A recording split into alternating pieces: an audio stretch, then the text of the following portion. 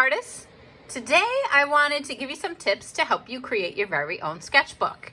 And if the pandemic has taught me anything, it's that I can't necessarily go out to the store and get my art supplies like I usually do, so I gotta get creative with what I have. Now, the important thing I want to say before I show you anything else is that this lesson objective from a teacher perspective is not to have you make a perfect sketchbook. In fact, I told you I would reveal all of the tips of artists to you, and here's one of the things.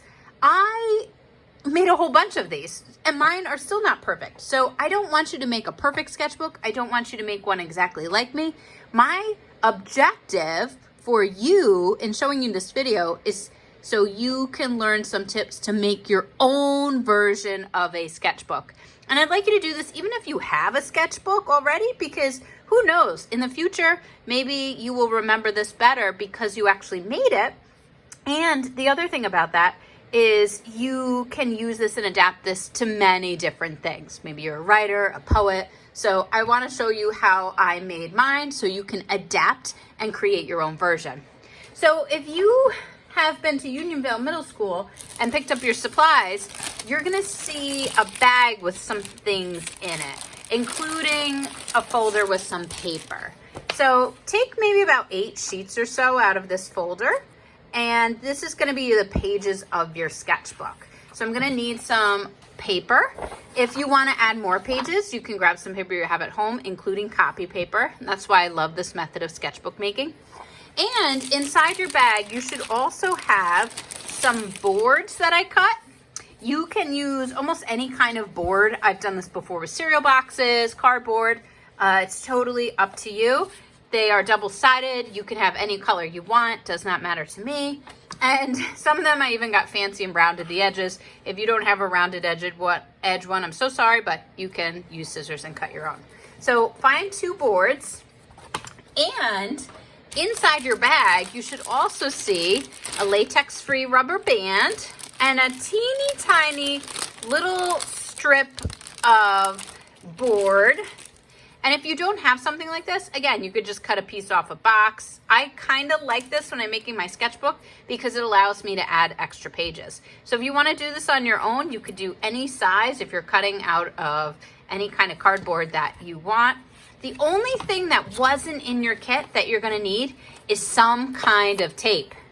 Any tape you want. I happen to have like a masking painter's tape. Some of you have duct tape. Some of you have clear, transparent tape. Any kind of tape you want. But for this project, you are going to need some of your own tape. So grab some tape, and let's start first with our front and back cover. So I'm going to put my front and back cover against a surface that is a hard surface. So maybe a desk, a table, a counter. If you have a tablecloth on your table, you might want to pull that back. And then I'm going to put this little skinny piece in the middle. That's going to be the binding. And I'll show you real quick on one of my finished ones. That's the edge here, kind of the binding. It just makes it a little thicker. And I like that because you can add a lot more pages to it.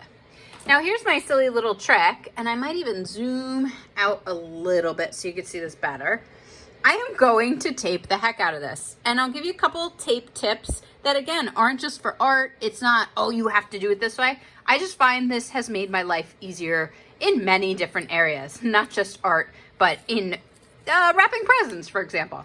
So I am going to find the edge of my tape. I'm going to peel it off, but I'm not going to rip it yet. In fact, if you look at the other end, my tape is on there. And this is gonna sound so strange, but I'm gonna go past the edge of my sketchbook. It's hard to see in the video, but I'm past the edge of my sketchbook, and I'm actually going to tape my tape on to the floor. I'm using my floor. You can use anything, table, counter, whatever. Get creative, I'm using my floor. So the tape is actually taped to the floor. I still didn't even rip it off. I still didn't rip it off. And I'm going to go all the way down across the binding, and I'm going to press it onto my sketchbook and onto the floor. So my tape is still attached, and I've basically taped my sketchbook to the floor. That's why you want a hard surface. And then I'm gonna go ahead and peel it off now, or honestly with duct tape and stuff, I get scissors.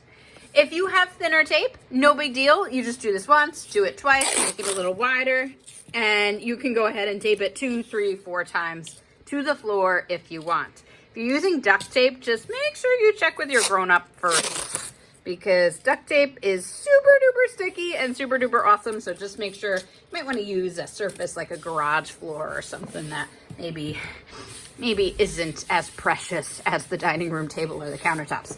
All right, so I have successfully taped my sketchbook to the floor. Okay. Now I'm very gently going to try to peel this up, and I often cannot do it. So remember, if you are making mistakes and you're struggling, yes, that is perfect, because that's what artists do all the time. We just don't give up. We keep trying no matter what. And even when things get wonky, we embrace the wonkiness. Hey, I did it. I was able to peel it off the floor. Now very gently, see all these frayed edges here? I'm just gonna wrap them around. Wrap them around.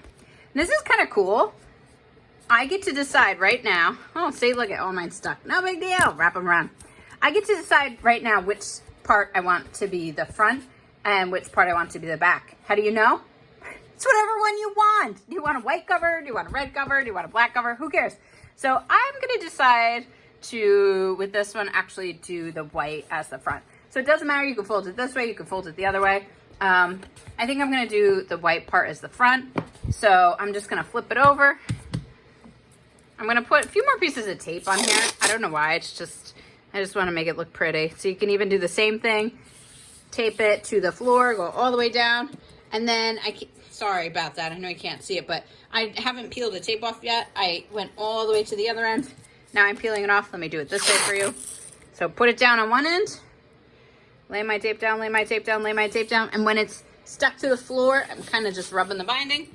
Then I'm going to peel or cut my tape off. And same thing, I'll just very gently peel it up. Should be a little easier now. And fold it over.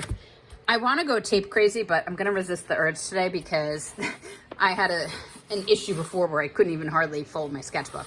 So now you're going to try to fold your sketchbook. Remember, you can go either way. Just go gentle, try to use that crease that you have. And the first 5 times I did this, it like popped up, got all weird, so I had to push my tape down. And again, I'm not looking for perfection. I'm not looking for it to look like mine. I'm just showing you some tips so you can create your own sketchbook. And I'm basically just folding it. If you don't like it, go ahead and fold it the other way. It's your artwork. You are the decider. But you just made a front and back cover. I'm going to put that to the side for now. Yay, I'm so excited. Woohoo. And now I'm going to get my 8 pieces of drawing paper. How do I know they're drawing paper? Well, you don't really. The only weird thing is they are slightly bigger than copy paper. Drawing paper tends to be 9 by 12 inches. Not a big deal. It's a little bigger. You can use either one. And technically, people who make books would tell you, grab 1 piece at a time. Keep it against the table. Line up the corners. And fold it 1 piece at a time. See how I went down and over? I learned that in an origami workshop. And then you can put them all together. But I don't know. Sometimes I'm lazy, and instead of doing 1 piece at a time and putting them inside each other, I've been known to take the whole stack, no judging you, and fold the whole entire stack over. Crease the middle, out to one side, out to the other. Again, if it's not perfect, that's okay. If it's not perfect and it's bugging you, get a pair of scissors. Who cares? This is your sketchbook. Basically, you're going to put all the sheets of paper together. I even did a few ahead of time. You can add more if you want. I've even taken paper out of my sketchbooks and done this, which is so silly. Take it out of one sketchbook, use it for another. And I'm going to grab my latex-free rubber band. And it's kind of awkward to do. You might want a friend to hold it. But you stretch it out, and you just put the rubber band in the fold. And again, if it bugs you, you don't have to, but you can untwist it. It doesn't bug me, but I know some of you it'll bug. And oh my gosh, it wants to fold up the paper, but I want to show you quick. So my rubber band is just on the inside there. It's in the fold, and it's around the outside. Now I got to get it on my sketchbook. Okay, it's basically, all right, that goes inside. Okay, basically you just kind of take your rubber band, and one side's going to go on the outside. So I'm sticking the corner of my sketchbook through the rubber band. And again, this is one of those things I'm not explaining very well. I'm so sorry, but you'll just figure it out on your own and say, hey, so Terry, there's a much better way to do this. But I'm just sliding, I'm pulling the rubber band out from the outside of my fold, sliding my corner through.